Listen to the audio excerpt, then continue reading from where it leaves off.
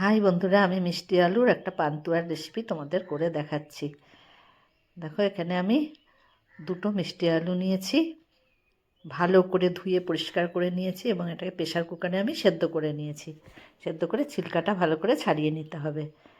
আর আমার লাগছে এতে খোয়া ক্ষীর আর একটু ময়দা, সাদা তেল, চিনি, আর লাগবে পাটালি গুড়, যেটা আমি এখানে দেখাইনি। সেদ্ধ করা আলুটাকে আমি ভালো করে চটকে নিয়েছি, যাতে একটু গোটা গোটা না থাকে। খুব ভালোভাবে চটকে নিতে হবে। আর এতে যতটা ময়দার পরিমাণ তাই সেইটুখানি দিতে হবে, বেশি দেওয়ার দরকার নেই।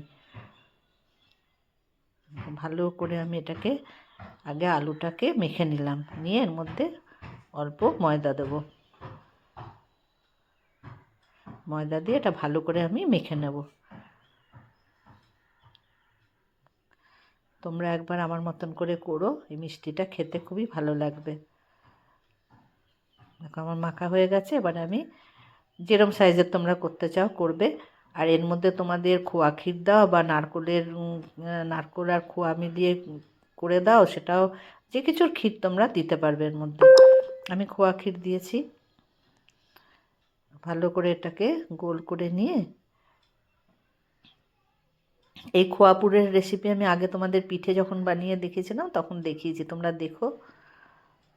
সুন্দর করে এটাকে গোল করতে হবে। এরকম করে প্রত্যেকটা তোমরা গড়ে নেবে। তোমরা যেরকম ইচ্ছা শেপে করতে পারো। এই মিষ্টি রেসিপিটা ভালো লাগলে আমাকে লাইক করো, কমেন্ট করো। যারা নতুন আমার চ্যানেলটা এখনও সাবস্ক্রাইব করোনি তারা অবশ্যই করে নিও। এখানে সিরকাটা বানিয়ে নেবে। আমি অল্প চিনি আর পাটালি গুড় দিয়ে বানিয়েছি, একটা এলাচ দিয়ে ফুটিয়ে নিয়েছি। বেশি পাতলা করিনি, আবার বেশি ঘনও করিনি। ছোটো বাটির 1 বাটি চিনি দিয়েছিলাম আর পাটালি গুড় দিয়েছি। এবার আমি প্রত্যেকটা মিষ্টি আমি বানিয়ে নেব, ছাঁকা তেলে আমি ভেজে তুলে নেব। সুন্দর করে লাল লাল করে এটাকে ভাজতে হবে। মিডিয়াম ফ্লেমে এটাকে প্রত্যেকটা সুন্দর করে ভেজে গরম গরমই এটা রসে ফেলতে হবে। দেখো, গরম গরমই আমি রসে দিয়ে দিয়েছি। রসে ভেজানো থাকলে ক্ষতি নেই। কেমন লাগলো বন্ধুরা?